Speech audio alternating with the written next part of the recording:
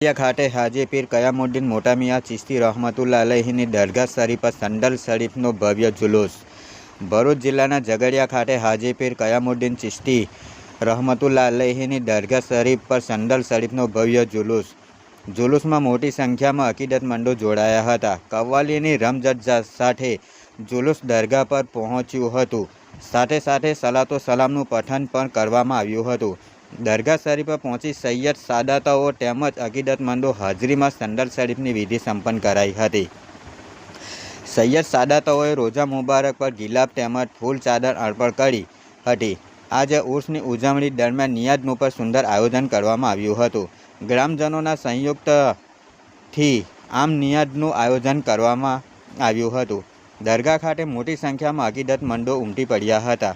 અંતમાં દરગાહ પર પહોંચી પછી સંદલ ચઢાવ્યા બાદ અને ખાસ દુઆ કરી હતી। દેશ દુનિયામાં શાંતિ અને કાયમ રહે।